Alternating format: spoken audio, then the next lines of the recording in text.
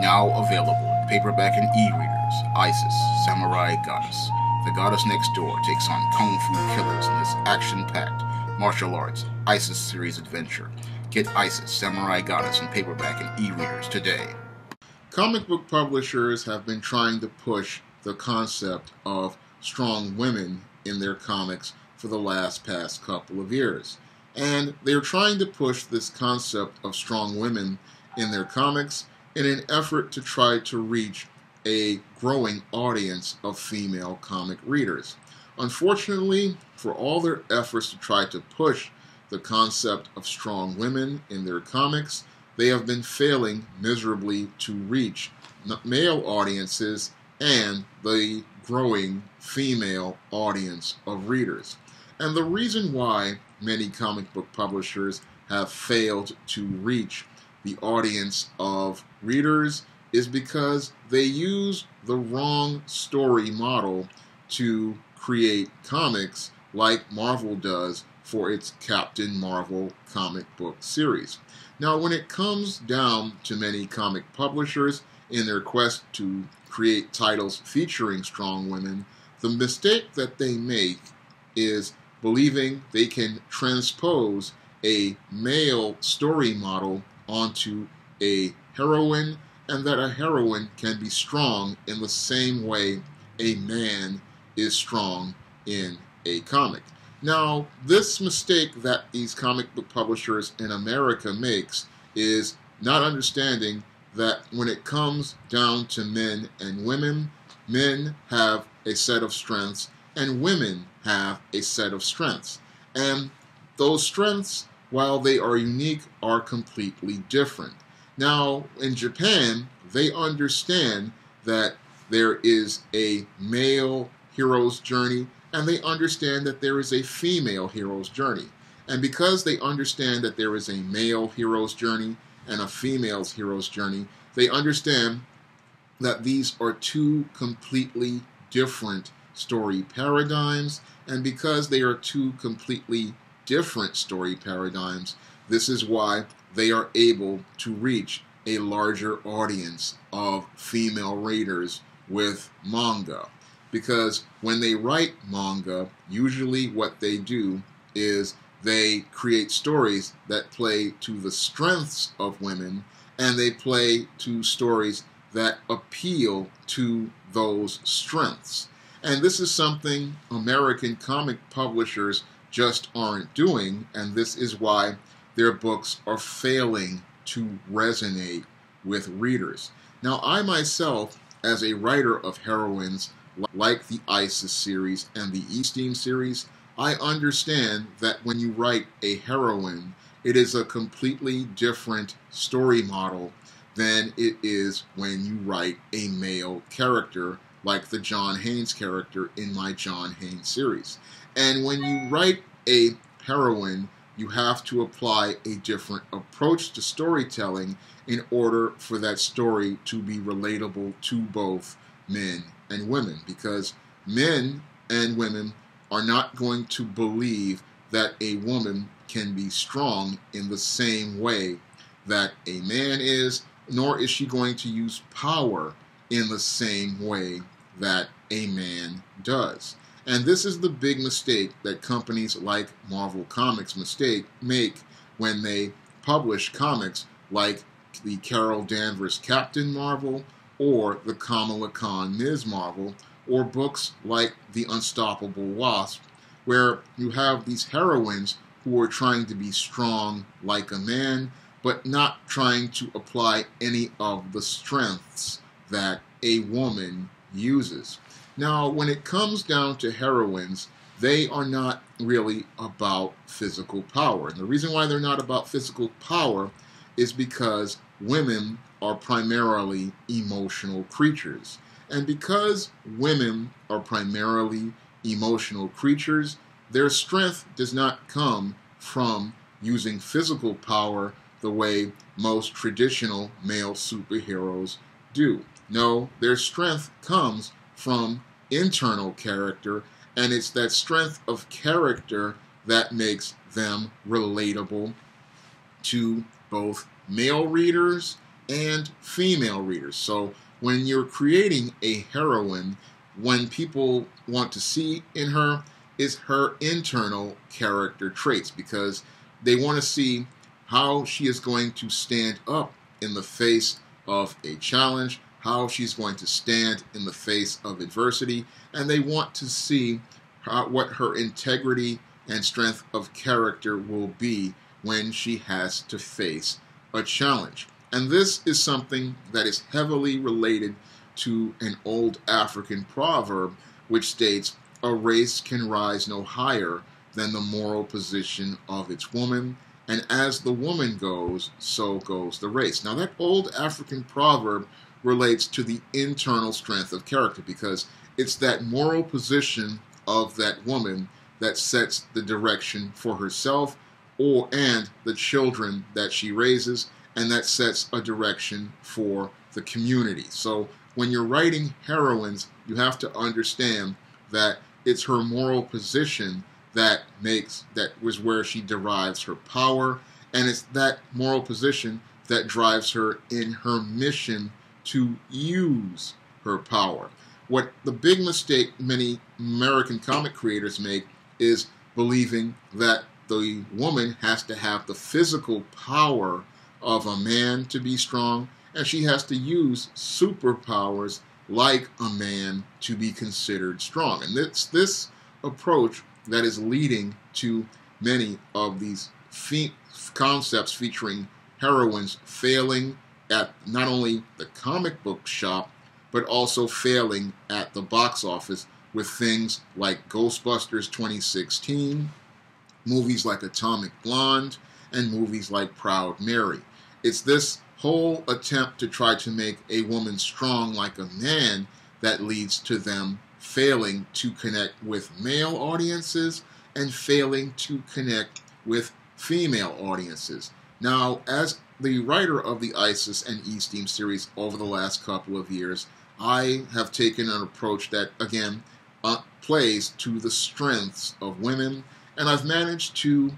get an international audience of women to pick up books like the ISIS series and the E-Steam series, because I play to the strengths of women. Again, it's about the woman having that strength of character to stand up for what she believes in, and the strength of character to stand for what she wants, and the power inside of herself to stay true to herself, and that is what drives her to become the person she wants to be and represent as the heroine in the story. And I use that approach not only for books like the ISIS series and the E-Steam series, I also used it in the Spinsterella trilogy in books like Spellbound. Now, in Spellbound, I have this Matilda Crowley character who is starting her journey into the goth subculture, but what makes her a strong heroine is her ability to continue standing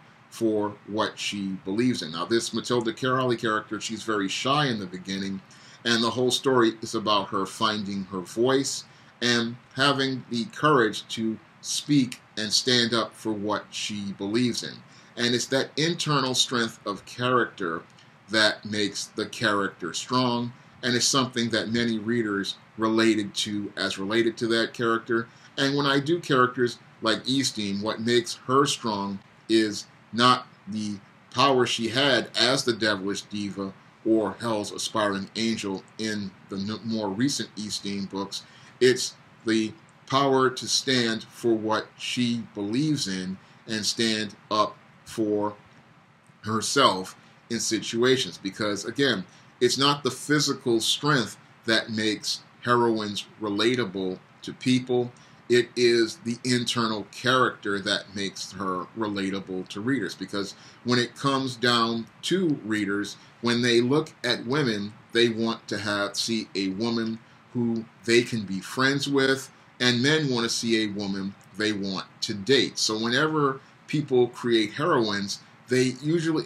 a smart creator like myself, what they do is they create a woman that people will like, that people can connect with, and they can see as a friend. Because whenever you're writing this book, it's like going to go see a friend and go be with a friend. And that's how I approach,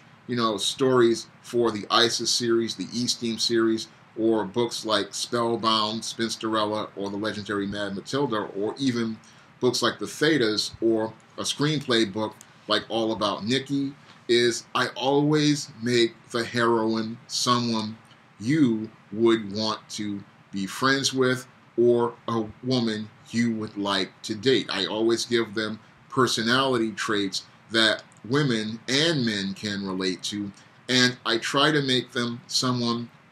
you could feel like you would want to spend time with. Now, when it comes down to these people who want to make this strong woman, like this Carol Danvers Captain Marvel, or even in the case of previous Batgirl issues I've seen in the past, or Harley Quinn, what they do is they try to make the woman strong, but then they don't make her someone relatable that you can connect with. And that's when you don't make a heroine someone you can connect with, what happens is the reader doesn't identify with the character, and because they don't identify with the character, they either do like many YouTubers do, mock and roast the character, or like many other readers, what happens is they become indifferent to the character, and then they don't even think of considering buying the story. So it's very important when you're making a heroine to understand that things related to her character are more internal and not external, and it's the internal character traits that drive her to use her power. So whenever I go out here and I do a story, it's never all about physical feats of strength like in the case of male characters. It's always about internal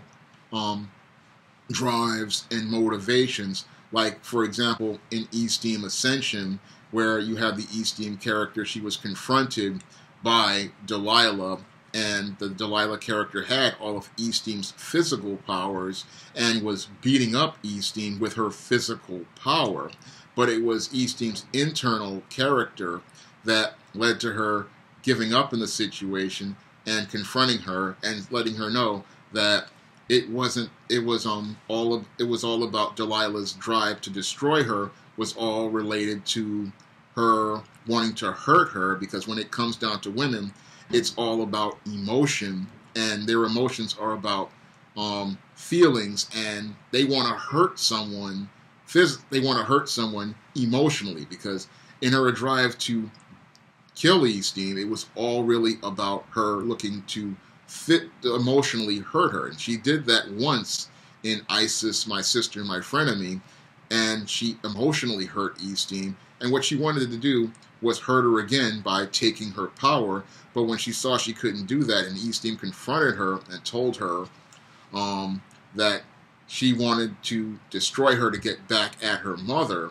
that's where we have the powerful turning point in the story. Because, again, when it comes down to women, it's about emotions, and it's about hurting someone emotionally, not about hurting someone physically. With men, they want to hurt someone physically in a fist fight in a comic book. But when it comes down to women, it's about emotion. And I also played that point up in another book, Isis, Wrath of the Cyber Goddess, where you had the Rahima Sanders character who wanted Isis's power after an incident in the Beauty Myth where the Isis character humiliated Rahima, and what she wanted to do was hurt Isis in the same way. And that's how female dynamics play out in stories. So in stories about strong women, it's more about an emotional struggle and not a physical struggle. But people like Ursana Amanat just don't understand this concept, and that's why they continue to try to relaunch books like Captain Marvel and Ms. Marvel over and over again, not understanding what people in Japan and people like myself understand about the hero's journey, and how the hero's journey is completely different for women than it is for men, because when it relates to the hero's journey for the woman, it's more of an internal character struggle, not an external character struggle. And I learned that from watching movies like Terminator 2, Judgment Day, where as we saw the action with Arnold Schwarzenegger and the T-800, but in contrast, when we look at Sarah Connor, the struggle with her was more about protecting John and making sure that John is safe so that they can have the future. And as she's talking in the story and narrating the story, we see her internal character struggles, and it's those internal character struggles that really drive the story. And this is something people really don't understand about Heroines, is that, again, the struggle is more internal than external. I understood that as I wrote books like the ISIS series and the E-Steam series, and I really started applying those approaches in novels like The Thetas and Spellbound. And Spellbound, you're really going to see